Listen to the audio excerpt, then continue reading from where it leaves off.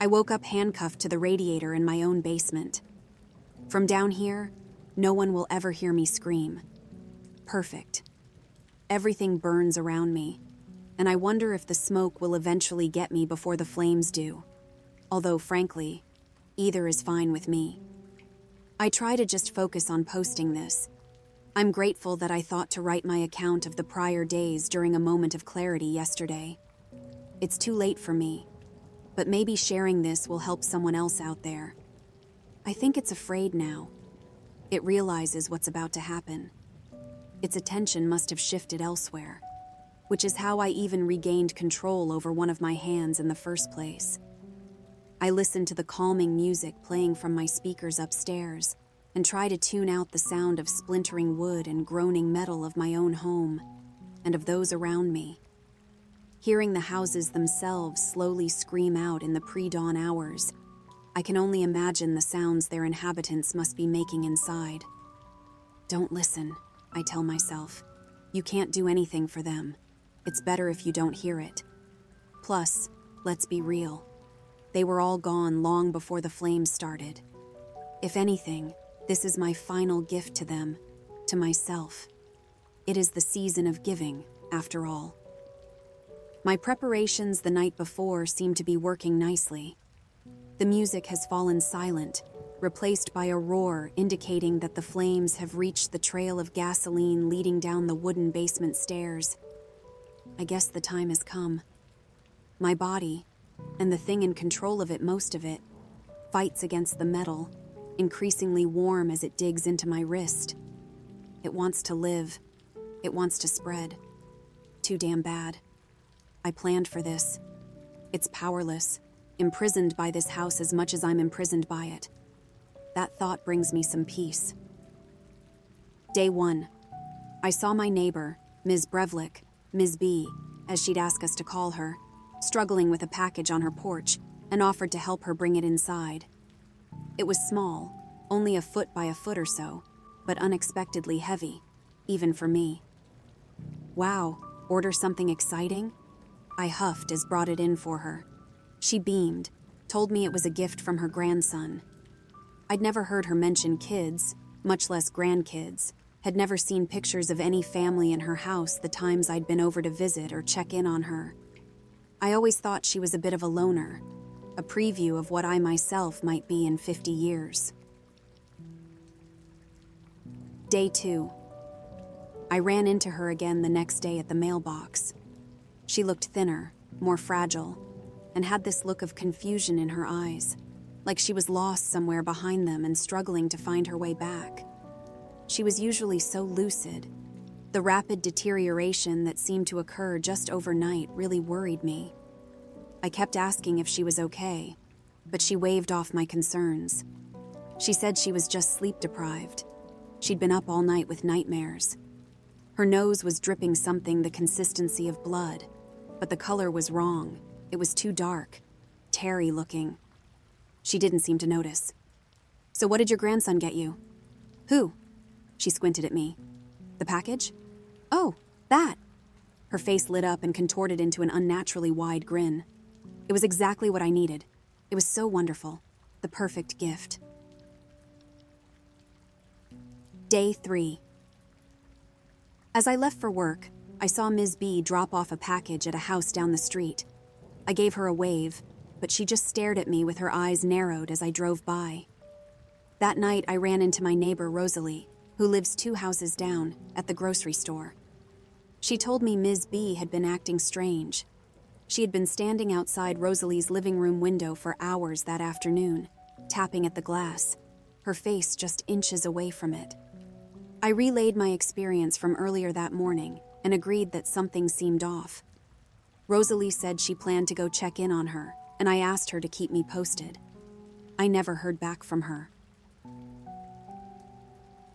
Day 4.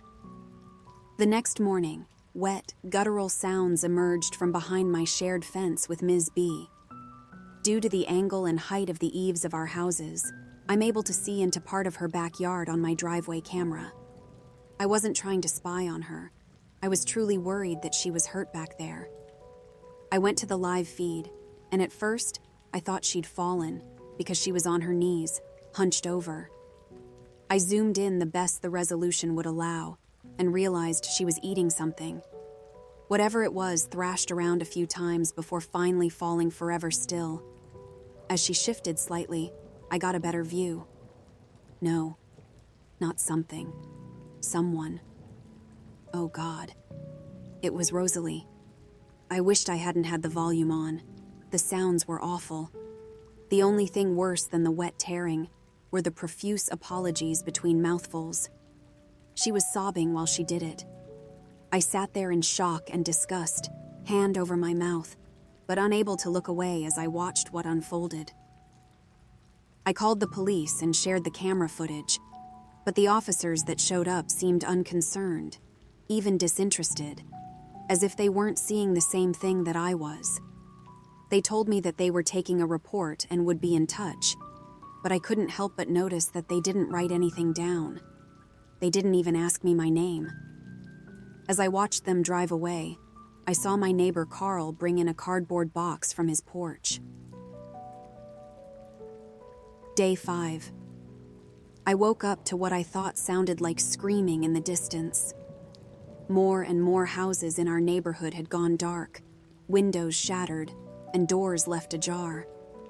I saw Carl standing in the street that afternoon, taking it all in. When I mentioned my encounter with the police the day before, he told me he'd talked to them today and everything was fine. "Don't worry about it," he'd said, with a vacant look in his eyes. Day 6. Carl rang my doorbell. He said he got my mail and was holding a box addressed to me from my friend Brent that moved to Milwaukee last year. He didn't seem to notice the blood-like liquid that dripped from his nose and seeped into the cardboard as he held it out to me. After he handed the heavy package over, he seemed confused, like he wasn't quite sure who I was or why he had come by in the first place.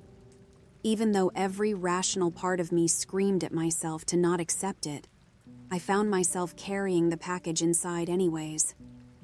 In the early evening, someone rang my bell. I checked the camera. It was the neighbor across the street. She was wearing clothes still wet with blood and stared directly into my doorbell camera from only a foot or so away. She then let out a throaty shriek and scratched at my front door with her fingernails. I later watched the footage from start to finish and saw her emerge from the house next to hers before she came to mine. I'd already guessed that based on the trail of footprints, but seeing it on video made it all the more real. The other house continued to sit dark after night fell, the front door still wide open. I called 911 and the dispatcher told me the police were on their way. When hours had passed without me seeing them, I called back and was told that they came by and saw that everything was fine. I replied that I never talked to anyone. They must have come to the wrong address. They agreed to send them back out. While I was waiting, I packed a bag. I didn't know where else to go, but I figured that even if I slept in my car in some parking lot, it had to be better than here. I offered to come to the station, but they told me to wait for them at the address I'd given, so I just paced around my house all night. I still didn't feel safe, even with all the deadbolts locked. They never came. Day 7. I had the worst dreams the night before, something forcing itself upwards into my nose and sinuses. The pain was indescribable. It all felt so viscerally real. My nose was bleeding when I woke up, which made me wonder. Carl was wandering around the neighborhood looking lost, like he forgot which house was his. As I cleared the empty cardboard box from my kitchen table, I realized that I didn't recall opening it, or even know a Brent. Whoever he was, though, he'd given me the most incredible, thoughtful, perfect gift, if I could only remember what it was. I saw my suitcase by the door, but at the time, couldn't remember why I'd packed it. Day 8. I woke up in my backyard, with no memory of how I got there, to screaming coming from Carl's house. Not his own. My nose had been bleeding again, and at times, I felt unsure about where I was. what I had been doing. Sometimes, it almost felt as if my body was on autopilot and had a will of its own. I caught myself trying to walk out my front door carrying a taped-up cardboard box, but as soon as I realized what was happening, I steered myself back inside. No matter how hard I tried, I couldn't force my body cooperate and allow me to destroy the box and its contents. I blindly tossed it down the stairs into my cluttered basement instead, figuring at least that'd make it harder for me to find. Day 9. I started to write up what had happened in the prior days in my rare moments of lucidity, thinking maybe I could find some way to share it, to prevent this from happening elsewhere. I found myself more and more often a passenger in my own body with only fleeting hours of control. The things I did while I was merely a powerless spectator still sicken me. The guy selling cable door to door didn't deserve that. No matter how hard I tried, I couldn't get the taste of copper out of my mouth. I realized that every single house on my street was either vacant or much like mine, filthy with bloody drag marks and handprints. I watched the remaining neighbors roam the streets with looks of mindless hunger on their faces. The reality began to sink in that soon enough, I'd be joining them. I knew what was coming next. Unless, just as I had each evening, I watched them shuffle back to their homes for the night. I suppose that even whatever it was that they had become still needed to sleep. The moment I was fully in control again, I knew I had to act quickly. I had a feeling it would be the final time. I was right. Day 10. I woke up handcuffed to the radiator in my own basement. From down here, no one will ever hear me scream. Perfect. The scariest monsters are not the ones under the bed, but those that whisper from within. Can you imagine what's lurking in your shadows tonight? Thanks for sticking with me through that chilling journey. If this story haunted your thoughts as it did mine, hit that like button, share it with your friends, and if you're not part of our spooky family yet, subscribe. It's the only way to keep the nightmares at bay. Until next time, remember, sometimes the real horror is right inside your door,